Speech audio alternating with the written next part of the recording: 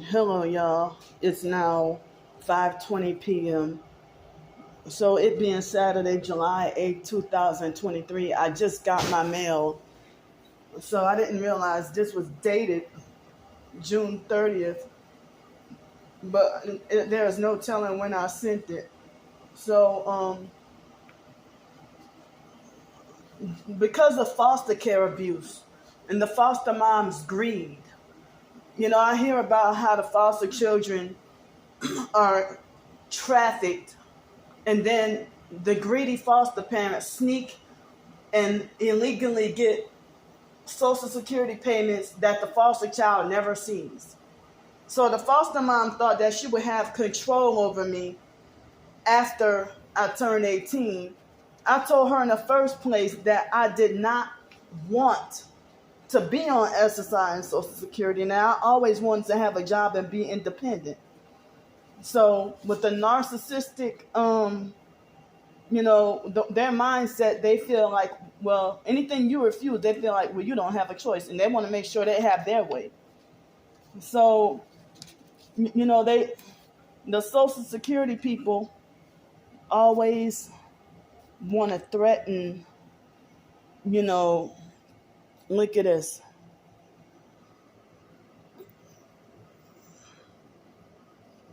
Even though I am disabled, but I never wanted to be on SSI and Social Security in the first place. The foster mom had me, part of the gang stalking, she had me blacklisted from employment so that she thought that she was going to control me for the rest of my life. So now I'm forced against my will to be a slave to SSI and Social Security. And if they want to say that, oh, you declare under penalty of perjury that all this information is correct, but this is the lady's name right here, the abusive, narcissistic, gang stalking Social Security lady that was rude to me over the phone. This is her name. I don't ever want to, I'm not contacting her. And look, this manipulation and threats. But nobody questioned the foster mom about her fraud and scam of how they've falsified, lying and saying that I'm schizophrenic. The foster mom and the social worker lied and said that I'm schizophrenic just to pull strings to get me, because I heard that they were denying me Social Security at one point, and they said that they had to fight really hard to get it, the SSI and Social Security. The foster mom stole my my trust fund check of $5,499 after I turned 18, and she also stole my Social Security back pay check, which was $3,946. So the foster mom got me on SSI and Social Security for her benefit, and she was supposedly my handler. MK Ultra, she abused us and had us in a cult. So this Miss Cooster lady, this is not everything, but see, how can y'all say I declare under penalty of perjury? And people with narcissistic personalities, narcissistic abusers, and the gang stalkers, they put wrong information. I did not tell her over the phone that Miss Cooster, Miss Kister, or whatever her name is, like, she got an attitude with me when I asked her what her name was. And in the previous letters, I didn't get her name. She lied and said she was going to email me. I never got the email, but I got this. But she put in wrong information. I did not tell her that I do editing and that I published only three ebooks. I publish more than 3, and I get much of nothing. So the gang stalking, the online gang stalkers, they would make threats and be like, well, I'm gonna call Social Security and tell them that you're receiving online donations and not reporting it and this and that. Well, at first I thought I didn't know that I had to report it. I thought that if it was earned income, not gift. I mean, I don't know if it's different with the taxes. So, and I didn't make any money for the stock that I had. So I didn't know I still had to report it, even though I didn't make any money from the stock. And I sold it, and it was like $1 or something. I don't remember. So this is stressing me out and making me feel more depressed and more mentally disabled. It's making me more stressed out. And so I didn't even know that if somebody donate you money online and you're homeless and struggling, that, you have to report it to Social Security so that they can reduce your Social Security or SSI payments. To keep you in bondage and keep you a slave to the fake Social Security and everything, So, they try to manipulate and frighten, but it's like, they said that foster mom, when Social Security gave me back pay in 2017,